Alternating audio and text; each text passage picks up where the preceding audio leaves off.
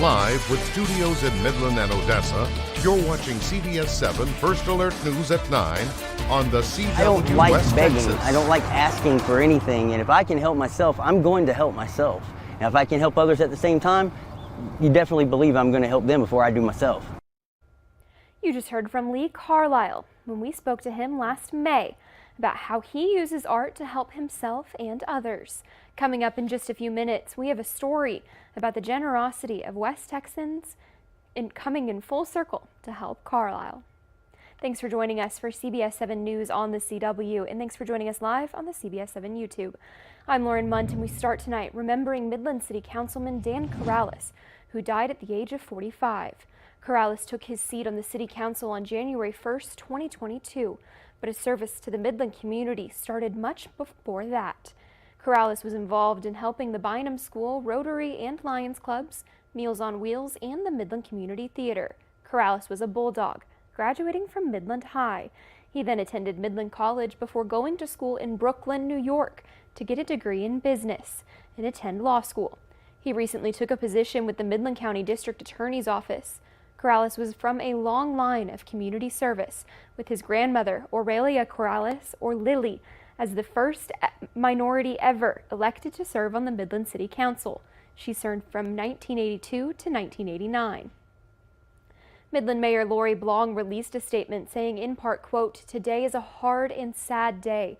In memory of Dan, I invite you to join me today in hugging your loved ones close, working towards building community in the face of a great loss," end quote.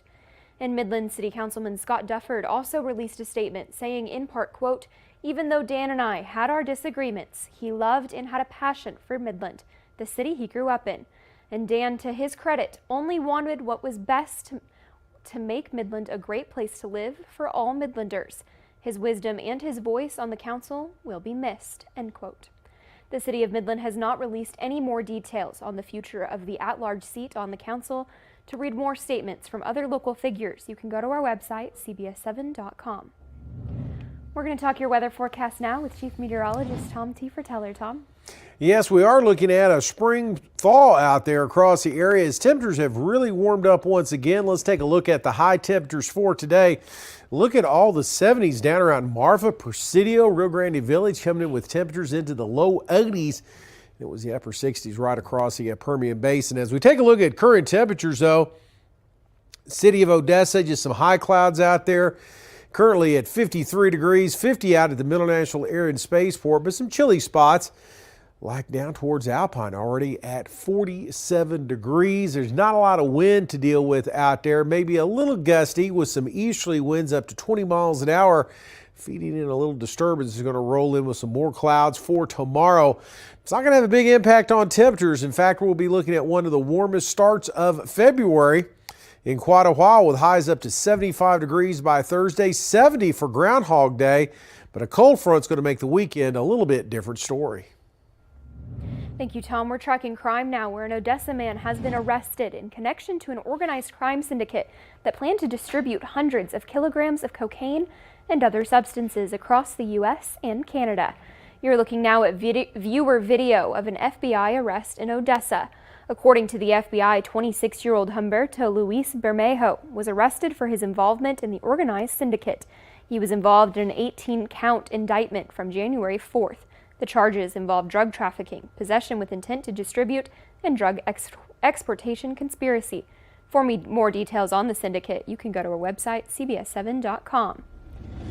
And 20-year-old Nicholas Moreno has been sentenced to 60 years in prison for murder, tampering with evidence, and theft of a firearm. A jury found him guilty after 3 hours of deliberation. In 2021, when Moreno was 18 years old, he was involved in a drug deal that eventually led to him shooting a 15-year-old. In October of 2020, Moreno was arrested for burglary, stealing guns. Then after he was arrested for murder in 2021 and bonded out, he was arrested 5 more times for evading in a motor vehicle and tampering with evidence, possession of a dangerous drug, and 3 counts of possession of a controlled substance, which was fentanyl. And 74-year-old Terlingua man was sentenced in a federal court in Alpine to 7 years in prison for possession of child pornography. According to court documents, Harold Lee McMullen had more than 400 images depicting the sexual abuse of children. McMullen was arrested in August and pled guilty in September. We have a scam alert for you now. The Ward County Sheriff's Office is warning people not to fall victim to a scam call. The Sheriff's Office says people are receiving calls asking them to resolve a warrant out for their arrest, usually by paying a fee to a cryptocurrency machine. The call may have someone impersonating a judge in Ward County, but it is a scam. The Ward County Sheriff's Office says it will not call anyone to collect money on an active warrant. And if you believe you have been scammed, report it to the Sheriff's Office. Last week, Midlanders got the news that a new hotel is coming to downtown Midland. Now the DoubleTree Hotel is up for sale. In 2020, the managing team at the DoubleTree in downtown Midland had the funds to make renovations. But when COVID-19 hit, they weren't able to make them. Last December, one of the managing partners of the DoubleTree requested $15 million from the MDC for fixing their elevators, hotel rooms, and extending their lobby. But it was ultimately denied, which led to them having to sell the motel. It was a sad moment for me because I really don't want to sell it, but we don't have a choice. For this hotel to break even, we have to do about $650,000 a month. And unfortunately, with COVID and things that have happened, we have not been able to do that. Tahani says he feels that the MDC did not give him a proper reason as to why they didn't fund the renovations. There was not even one thing that said, hey, Shafiq, we can't do it, but you should look at doing this or doing that. There was no help from the MDC or the city. Now, this doesn't mean that the DoubleTree will disappear from downtown Midland, but it will have new management once it's sold. And for the last 2 years, Lee Carlisle has been offering West Texans unique street art. But after being robbed, Lee started painting as a way to make money and as a way to help other people. After experiencing the struggles of being left homeless, Lee does whatever it takes to help others in need. So when last week's storm made its way through Midland, Lee lost all of his work due to the wind and rain. A few West Texans took it upon themselves to help him by creating a GoFundMe page to help him get back on his feet. I want to paint because I love painting, and I want to help everyone I can with my paintings because I love helping people. It's just making the circle bigger because when they help me, I can help other people even more. See, it's not the concept of, help while I can. It's help anytime I can, every time I can. And whenever other people help me, I'm definitely going to repay it back to the community. I'm going to help anyone I can. With the community's support, Lee was able to get several canvases for his work, as well as equipment like new brushes and paint. Back on January 7th, the American Red Cross declared an emergency blood shortage and asked people to donate for National Blood Donor Month. Midland Memorial Hospital and Vitalent held a blood drive today in Midland. Every day, thousands of people need blood. One donation of blood is 1 to 2 pints, and each pint can help up to 3 people. The whole process takes less than an hour, and your blood levels return to normal within just a few. It's very important that we get donors. The blood on the shelf is what saves lives. As many car accidents, as many trauma patients, babies in the NICU, we have to have that blood ready to go whenever it's needed. And so donors are very important in saving our lives. Donated blood and platelets have a short shelf life, so it is important to have many people donating. Red blood cells must be used within 42 days, and platelets must be used within just 5 days. And across the nation, House Republicans are moving towards the impeachment of Homeland Security Secretary Alejandro Mayorkas in a dispute over the migrant crisis at the southern border.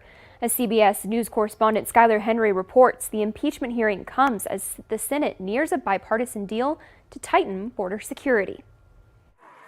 The battle over border security took center stage Tuesday on Capitol Hill. Failure to secure the border has been so significant, so catastrophic, so egregious that Congress must now use its power to provide accountability. For House Republicans, accountability means an effort to impeach Homeland Security Secretary Alejandro Mayorkas over his handling of the southern border. The actions and decisions of Secretary Mayorkas have left us with no other option than to proceed with articles of impeachment. In 2 articles of impeachment, GOP lawmakers charged Mayorkas with willful and systemic refusal to comply with the law and alleged the secretary obstructed congressional oversight and failed to rein in record migrant crossings. Democrats accused the GOP-led panel of having no evidence of high crimes and misdemeanors. The sham impeachment of Secretary Mayorkas is a baseless political stunt. A majority in the House is needed to impeach Mayorkas. 2/3 of the Democrat-controlled Senate would need to convict him in order to remove him from office. The GOP effort follows unprecedented border crossing levels, which topped as many as 10,000 last month. Not all I can do. Just give me the power. President Biden said there's nothing more he can do through executive authority and implored Congress to pass a border security deal. In a letter to the committee, Mayorkas defended the Biden administration policies, noting it has removed, returned, or expelled more migrants in 3 years than the Trump administration. Skyler Henry, CBS News, Capitol Hill. When asked whether he's working to kill the bipartisan immigration reform bill to help Trump's campaign, House Speaker Mike Johnson said, "That's absurd." Now for a look at today's top headlines shown here in real time with real viewers on CBS7.com. You can see all these stories and more by downloading our app or visiting our website, CBS7.com. And still ahead, a Texas airport is the first in the nation to receive an air traffic control simulator. What that means next in your travel news on CBS7 News at 9. And in honor of Human Trafficking Awareness Month across the country, tune in to CBS7 First Alert News this Thursday, February 1st, for my special report, Picking Up the Pieces. We'll hear from a victim of human trafficking and the organizations in the Permian Basin that help victims get jobs, a place to live, and hope for the future. My full special report will be this Thursday at 6 and 10 and right here at 9 on the CW.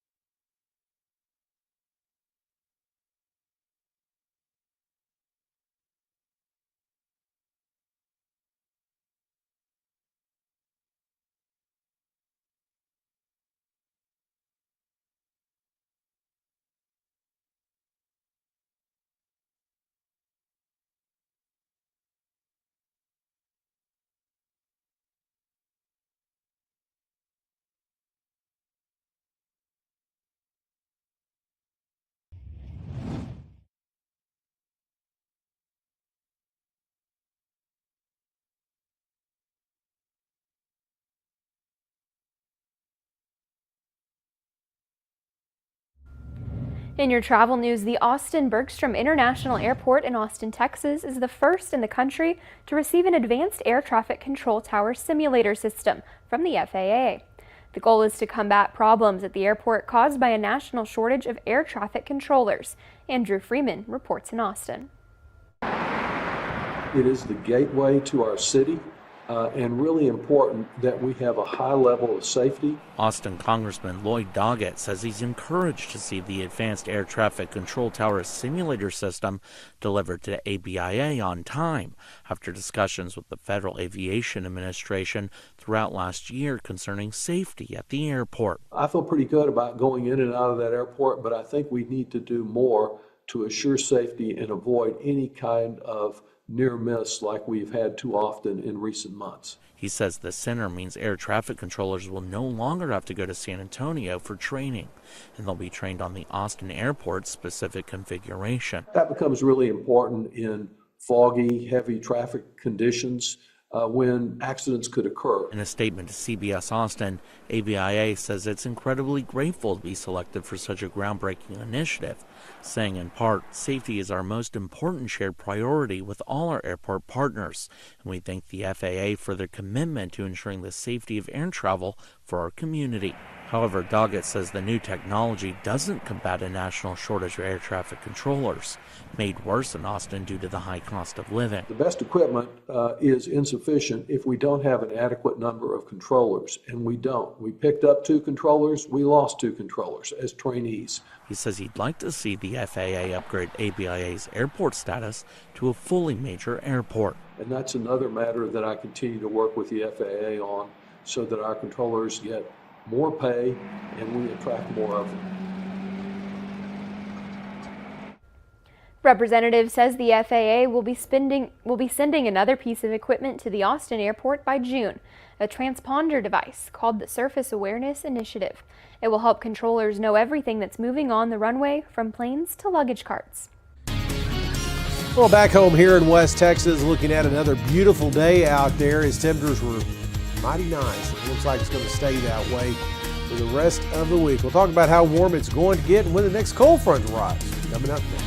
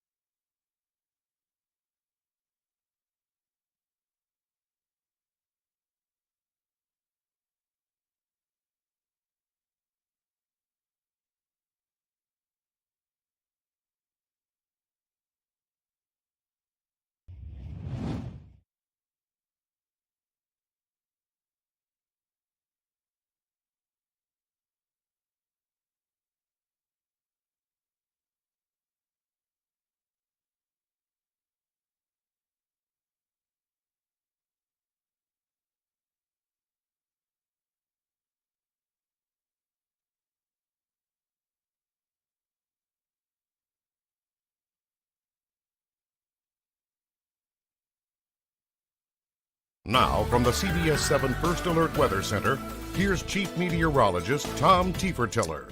Well, we are looking at a quiet evening out there, and temperatures really have not been all that bad, running well above where they should be this time of the year. Now, we're watching a little disturbance that's going to roll in. Already seeing the first part of this, some high cloudiness rolling in across portions of West Texas. That's going to continue to be the case here over the next 24 hours or so. We're going to see that roll across with the possibility of a shower or two in the forecast, and a ridge of high pressure takes hold. It's going to make for we'll call it warm start to the month of February before this next disturbance roll across to our north, swings a front through as it develops a big low pressure system across central portions of the U.S. That's going to cause a lot of wind. But right now, though, we're just dealing with the clouds that are starting to thicken up from west to east across the area.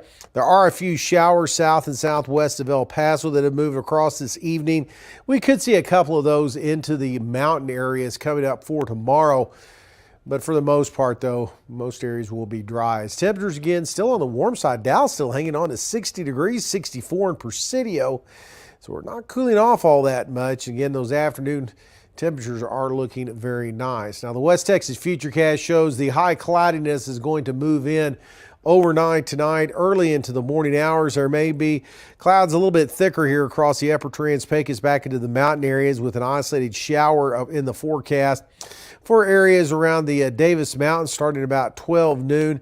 And then we could see a sprinkle even as far in as the Permian Basin, but primarily into the mountain areas down towards the Big Bend as we move in towards the evening hours as that whole disturbance moves out, and it's going to take the clouds with it tomorrow evening. So for the rest of tonight, light winds, high clouds, and chilly temperatures will be dropping down to around 40 degrees on the overnight low, picking up a south wind tomorrow.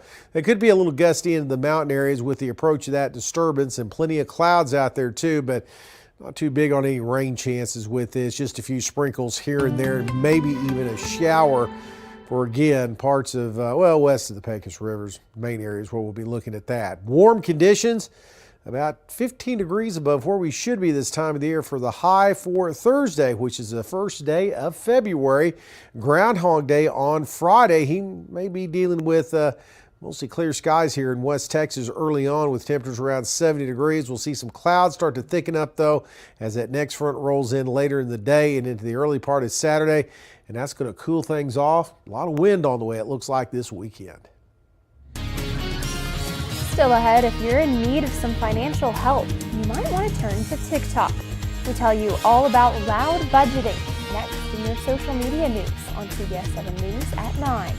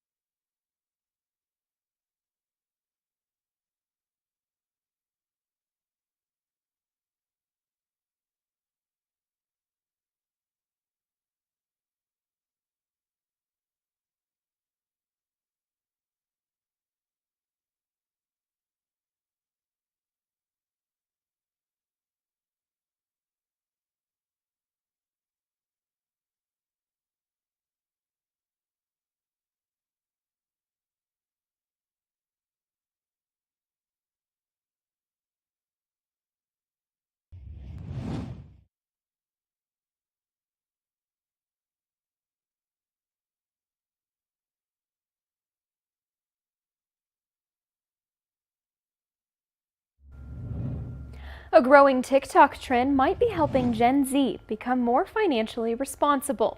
It's called loud budgeting, and the original video has been viewed more than 1 million times on the social media platform. Karen Kaifa explains. Out, quiet luxury. In, loud budgeting. It started as a joke, but turns out loud budgeting could be solid financial advice. It's really about starting somewhere.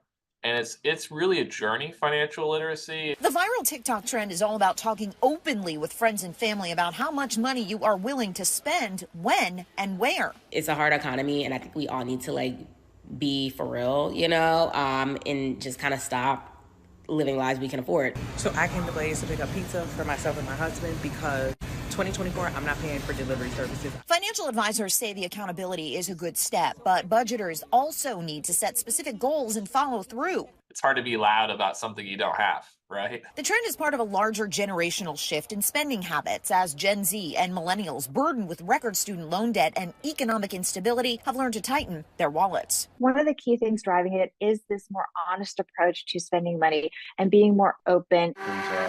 It also departs from long-held social taboos around discussing money, but etiquette experts say loud budgeting is mostly positive as long as you don't overshare. You walk a fine line when you start making other people feel uncomfortable, or they don't want to ask you to go anyplace because they know it's going to be a hard no. In Washington, I'm Karen Kaifa.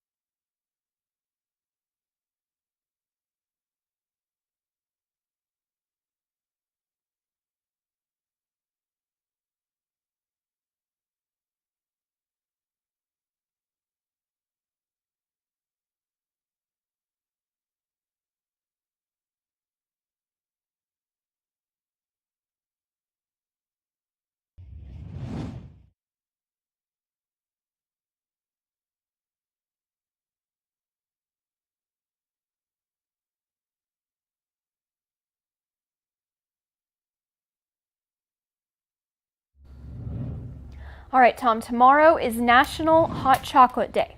So I have a very important question for you. What is your perfect recipe for hot chocolate? I like it, actually, my wife makes it with a little bit of non-dairy creamer in it. No, that sounds good. Makes it sweeter. nice and thick. All right, we'll try Tom's hot chocolate recipe tomorrow. We'll see you later on CBS7 News at 10.